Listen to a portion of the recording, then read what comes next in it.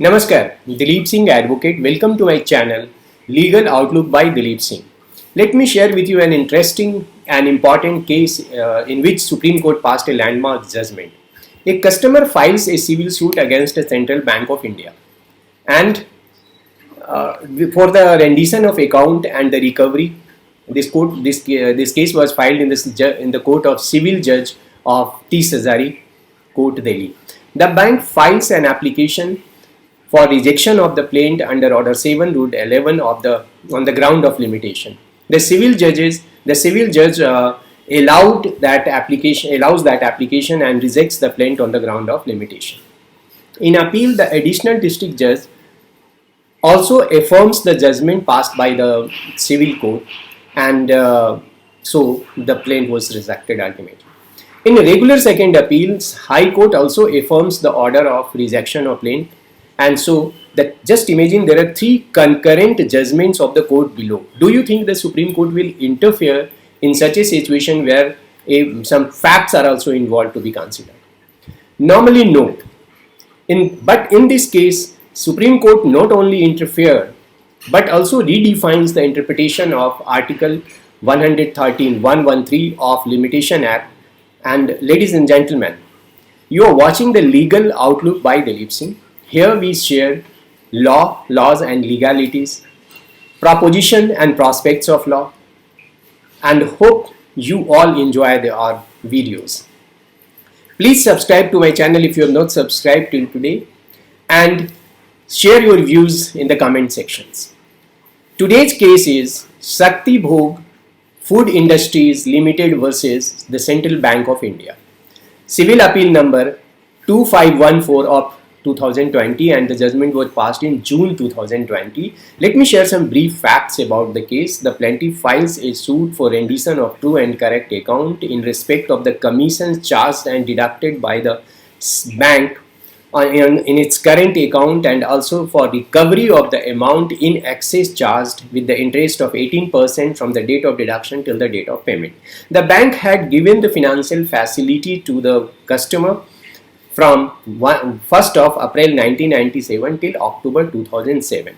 Somewhere in the month of July 2000, the plaintiff, the customer, noticed certain discrepancy, and where it was found that the bank has unilaterally charged commission of ₹4 per thousand on the checks presented, check or drafts presented for the local clearance. Immediately, the plaintiff wrote a letter on 21st of July 2000 to bank complaining about that charge and asking for the corrective steps in the matter and refund of the amount charged. On 9th of July, in July 2001, on 9th of July 2001, after 1 year almost, the bank replies and assures the customer that the proper action will be taken and proper calculation will be made, and if any refund is there, it will be refunded to the customer. The plaintiff keeps writing, and on 23rd December 2003, he sends a legal notice, and that legal notice was replied by the bank on 28th of December 2003, whereby the claim of the plaintiff was denied. The suit was filed in February 2005. Here, 31st of December 2000 was taken by the civil judge as a starting point of right to sue or right cause of action, and because the plaintiff had availed the financial facility from the bank till that day. The trial court rejects the plaint on the ground of limitation being filed after 3 years from the right to sue accrued, and because there is no specific article, there is no specific provision for rendition of account, so the Limitation Act of 113 of the Article 113 of the Limitation Act was applicable. And before we go further, let us see what is Article 113. Article 113 is a residuary provision and is applicable to a suit where no limitation is provided in the Limitation Act. Then the limitation period is for 3 years. In simple terms, it starts from the date when right to sue accrues.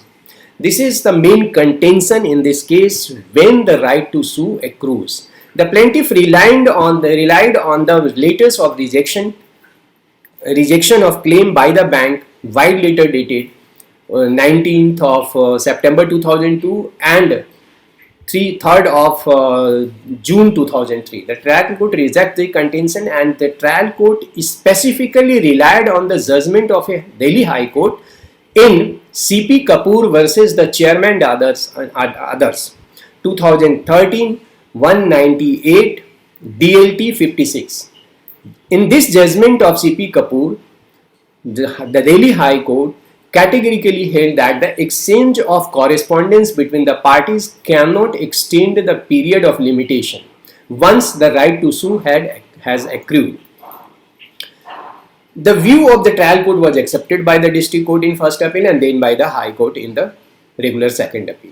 As a student of law, what I understand that any incident during the transaction of two parties can trigger a fresh cause of action in the given facts and circumstances, and this was the angle, this was the interpretation which was taken by Supreme Court. Before we proceed further, let us see, because the application was filed under Order 7 Rule 11 sub rule D, where the suit is barred for a limitation for 3 on the ground suit is barred. Suit 7 Rule 7 Order 11 D, the plaint is liable to be rejected for the following causes. D says where the suit appears from the statement in the plaint to be barred by any law. So this D is subclause D is very important, where the suit appears from the statement in the plaint to be barred by the. So only the statement in the plaint is to be considered while considering the application under 7 Rule 11. There are certain important facts which I want to share here about the Order 7 Rule 11. The first, trial court can exercise this power at any stage of the suit before registering the plaint or after issuing the summons to the defendant or any time before conclusion of the trial. Second important information about 711 is that only the averments in the plaint are looked into, and the pleas taken by defendants in the written statement would be wholly irrelevant at the point of time when this application is considered.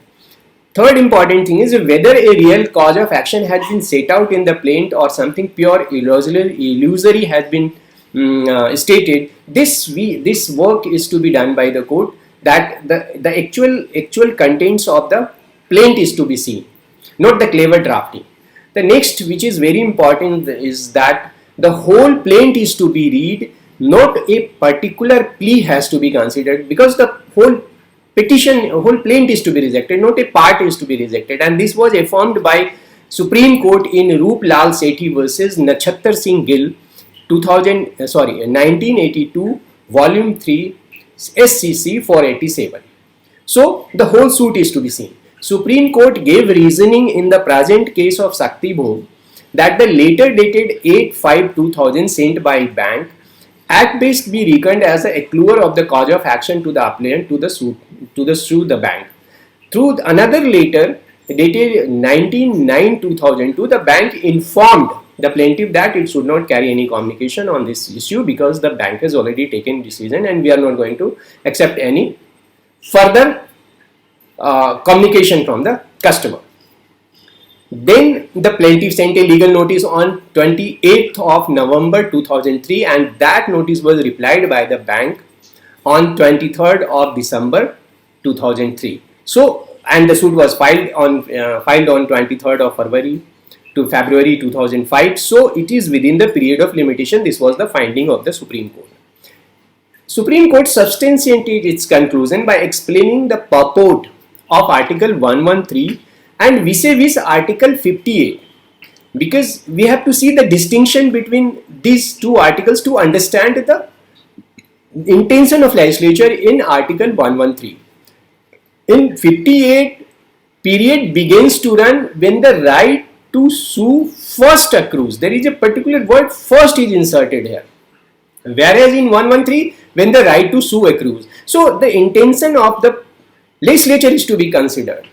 The expression used in 113 is when the right to sue accrues, which is markedly distinct from the expression used in the other articles of the first division of the schedule dealing with suit, which unambiguously refers to the happening of a specified event. That's why the word first is specifically added in 58.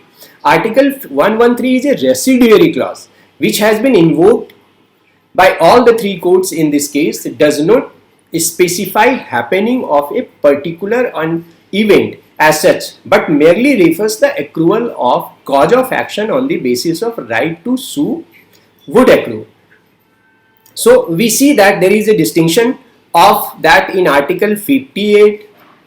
Specifically, the word first is introduced. In Article 59, also it is stated that when the facts entitling the plaintiff to have the instrument or degree cancelled or set aside or contract rescinded first becomes known to him. Similarly, in Article 104, which also specifically writes when the plaintiff is first refused to the enjoyment of any right. So in these three articles, if we see these three articles, we say this Article 113, this first word is intentionally not used in the Article 113. This would be rewriting of the provision of, and if that first word is included by any court and is taken in interpretation by any court, this would be rewriting of this provision, and which will be the inviolance of the legislative intent, which has deliberately not used the first word here. We must assume that the Parliament was conscious of the distinction between the provisions referred above, and so used a generic expression when the right to sue accrues in Article 113 of the 1963 Act. The second reason Supreme Court given in this present Shakti Bhog case, that the factum of suit being barred by limitation ordinarily is a mixed question of law and fact. Even for that reasoning, invoking of Order 7 Rule 11 of the CPC is ruled out because it's a mixed fact of question law and fact. Another important ratio of this judgment is that while deciding the application under 7 Rule 11, few lines or passages from the plaint should not be read in isolation, and the pleading ought to be read as a whole and to ascertain the true import of the avowments. Through this judgment, a 3 judges bench of Supreme Court. In this judgment was decided by the 3 judges bench of the Supreme Court, where the judgment was retained by Justice A.M. Khanwilkar, and the other judges were Justice Indra Banerjee and Justice Dinesh Maheshwari. And so they have given a very unambiguous and clear interpretation of the Article 113 of the Limitation Act. Why I say this judgment is very important and is a landmark judgment? Because just few months back of this judgment, in a review petition number 786 and 787 of 2019 in civil appeal number 8443 of 2016, a 3 judges bench took the traditional interpretation of the Article 113 of the Limitation Act on 18th of December 2019. The cause of action in that case was taken from the date of accrual of the first cause of action, and this case was Messrs Shanti Conductors Private Limited versus Assam State Electricity Board. So this judgment of Shakti Bhog is a clear departure from the stand interpretation given by Supreme Court in case of Article 113 of the Limitation Act. However, what I found in Shanti Conductors case, the facts were in better footing, and the incident was, the filing of the suit was within the limitation period, and trial court has decreed the case of the plaintiff, and then this Guwahati High Court altered the judgment of the trial court, and then Supreme Court interpreted Article 113 and affirmed the view of the High Court in the traditional interpretation of the 113. Had they taken the stand, what is the interpretation taken in Shakti Bhog food, the claim of plaintiff in that case would have been allowed. As a student of law, I find the interpretation of Supreme Court in Shakti Bhog Food versus Central Bank of India is the correct law. The deliberate non-use of the word first in this case means a lot, and the clear intention of the legislature. I must get the opportunity to know your views about the Article 113 of the Limitation Act. So please write your views. If you have any judgment, please write in the comment section of my video so that I can understand, I can develop my understanding, I can share better information with you. Thank you very much for watching this video. I am thankful to all of you, my viewers, who have encouraged me by appreciating my videos and sharing their friends, sharing their views and sharing my videos with their friends. Please subscribe to my channel if you have not subscribed. Thank you very much. Namaskar.